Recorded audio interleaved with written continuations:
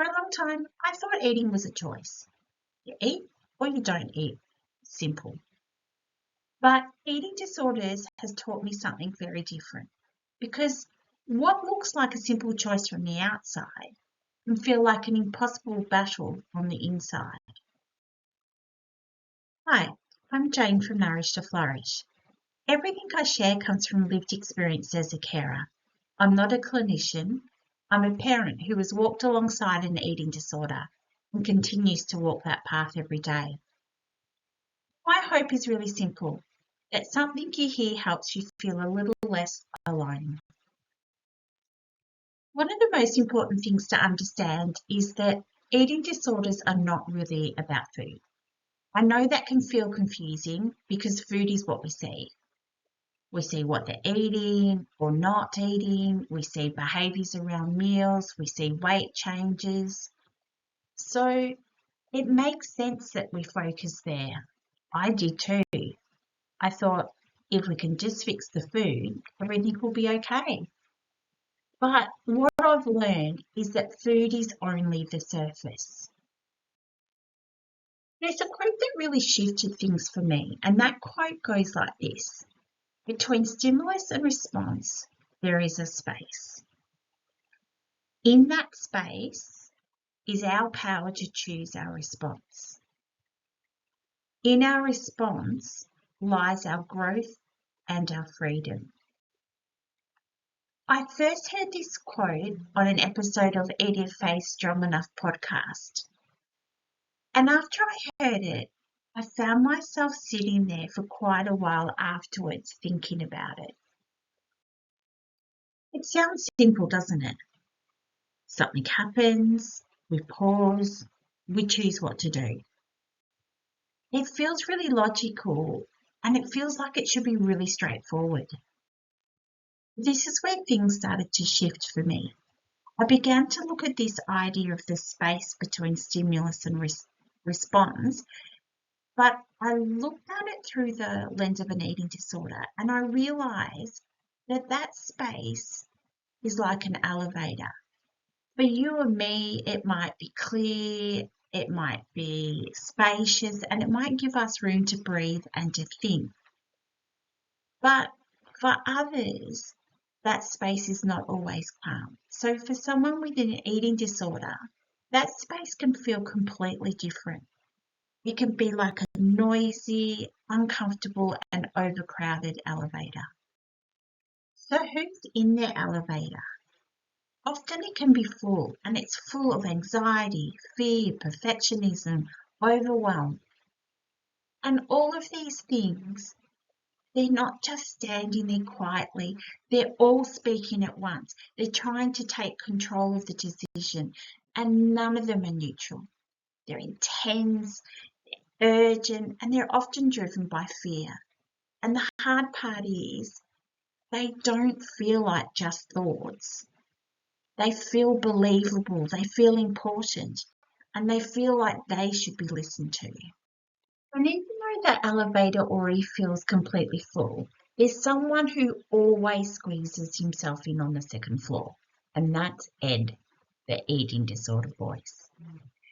And suddenly, he becomes the loudest voice in the elevator, the most critical, the most convincing, and often the most believable. When Ed gets into the elevator, he doesn't just join in the conversation. He tries to take it over completely. He speaks with authority, he sounds certain, confident, and incredibly convincing. And he makes it very hard to hear anything else. And sometimes by the time our loved one steps out of that elevator, it can feel like Ed has followed them out into the world with them. He follows them into meals, relationships, daily decisions, and even into the way they see themselves.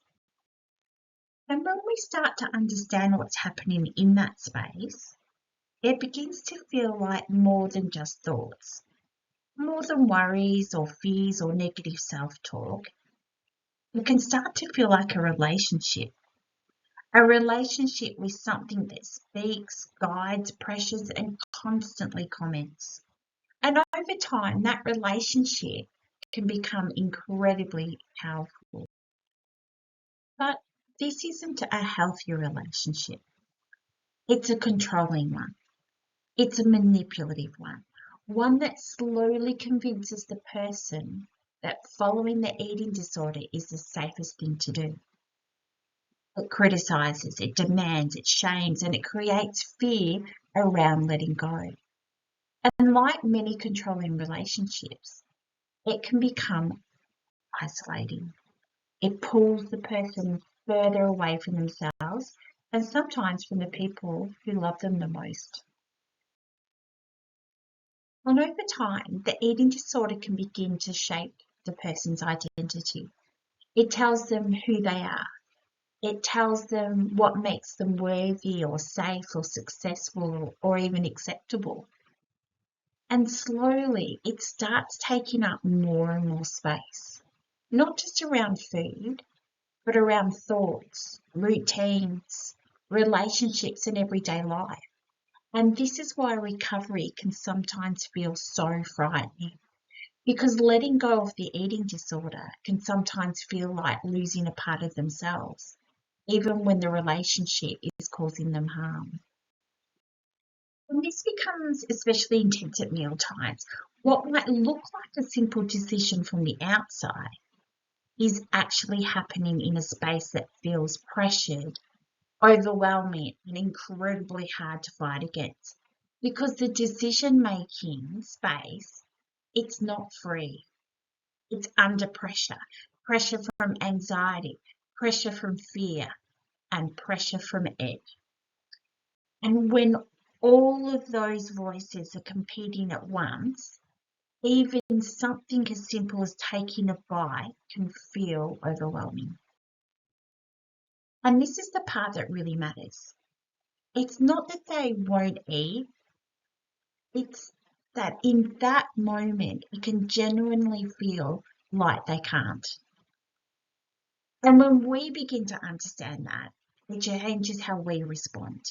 So instead of frustration, we move more towards compassion. Instead of saying just eat, we can begin to see the fear, the overwhelm, and the struggle underneath. And that doesn't mean we stop supporting meals or stop encouraging recovery, but it does mean we try to respond with understanding rather than shame. Because feeling safe and supported can make it easier for someone to keep stepping towards recovery. Now, to be really honest with you, when I look back over the last couple of years, there were so many times when I just didn't get this right. There was times when I reacted too quickly. There were times when I let my own fear take over. And there was genuinely times when I did not know what to say or what to do.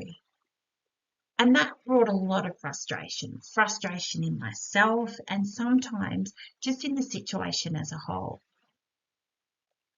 But reflecting back, I also see there was a lot of growth as well.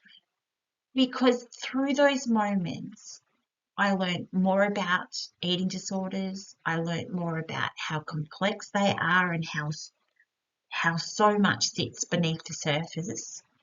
I also learned about my child and who she is beyond illness. And I learned about myself and about patience and compassion and the importance of responding differently over time. Not perfectly, just more gently, more thoughtfully, and with a bit more understanding. And this is where the word yet becomes really powerful, because instead of seeing those moments of failure, we can begin to see them as a part of the process. So instead of I failed, we can begin to say to ourselves, I haven't learned this yet. And that really matters, because it helps us keep moving forward. It reminds us that growth is ongoing and that we're allowed to learn as we go. And it also allows us to realize that we don't have to get everything perfect to still be making progress. And maybe that's true for our loved ones too. They don't have to recover perfectly. They just need support to keep moving forward. And that word yet creates space for that growth without shame. So if there's one thing to take from this today, it's this. It's not just about food and it's not just about choice. It's actually about what's happening in that space between the stimulus and the response. If this helped you, please consider sharing it with someone who might need it, because the more we understand, the better we can support. And if you're in this space, please know you're not alone.